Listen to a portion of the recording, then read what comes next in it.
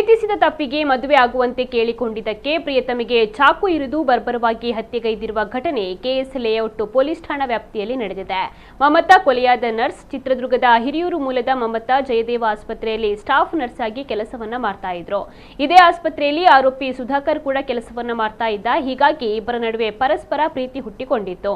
ನೀನೇ ಜೀವ ನೀನೇ ಪ್ರಾಣ ಅಂತಿದ್ದ ಪ್ರಿಯಕರ ಸುಧಾಕರನೇ ಚಾಕುವಿನಿಂದ ಕತ್ತನ್ನ ಸೀಳಿ ಮಮತಾಳನ್ನ ಭೀಕರವಾಗಿ ಕೊಲೆ ಮಾಡಿದ್ದಾನೆ. ಮಮತಾ ಹಾಗೂ ಆಕೆಯ ಸ್ನೇಹಿತೆ ಒಟ್ಟಿಗೆ ವಾಸವಾಗಿದ್ರು. ಮಮತಾ ಸ್ನೇಹಿತೆ ನಿನ್ನೆ ಊರಿಗೆ ಹೋಗಿದ್ದೆ ತಡ ಮನೆಯಲ್ಲಿ ಒಂಟಿಯಾಗಿದ್ದ ಮಮತಾ ಮೇಲೆ ಎರಗಿ ಕೊಲೆಯನ್ನ ಮಾಡಿದ್ದಾನೆ. ಮದುವೆ ಮಾಡಿಕೊಳ್ಳಲು ಆರೋಪಿ ಸುಧಾಕರ್ ಮೊದಲಿನಿಂದಲೂ ನಿರಾಕರಿಸುತ್ತಲೇ ಇದ್ದ. ಅದಕ್ಕೆ ಬಲವಾದ ಕಾರಣ ಅಂದ್ರೆ ಇಬ್ಬರ ನಡುವಿನಲ್ಲಿ ಇದ್ದ ವಯಸ್ಸಿನ ಅಂತರ. ಮಮತಾಗೆ 39 ವರ್ಷ ಆಗಿದ್ರೆ ಕೊಲೆ ಆರೋಪಿ ಸುಧಾಕರ್ಗೆ 26 ವರ್ಷ ಆಗಿತ್ತು. ಇತ್ತೀಚೆಗೆ ಬೇರೆಯೊಂದು ಯುವತಿ ಜೊತೆ ಸುಧಾಕರ್ಗೆ ನಿಶ್ಚಿತಾರ್ಥ ಕೂಡ ನಡೆದಿತ್ತು. ಇದೇ ಕಾರಣಕ್ಕೆ ಮದುವೆ ಮಾಡಿಕೊಳ್ಳುವಂತೆ ಸುಧಾಕರ್ಗೆ ಮಮತಾ ದುಂಬಾಲು ಬಿದ್ದಿದ್ಲು.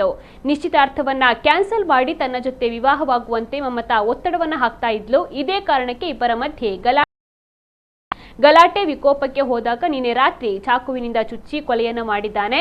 ಇದೀಗ ಆರೋಪಿಯನ್ನ ಪೊಲೀಸರು ಬಂಧಿಸಿದ್ದಾರೆ.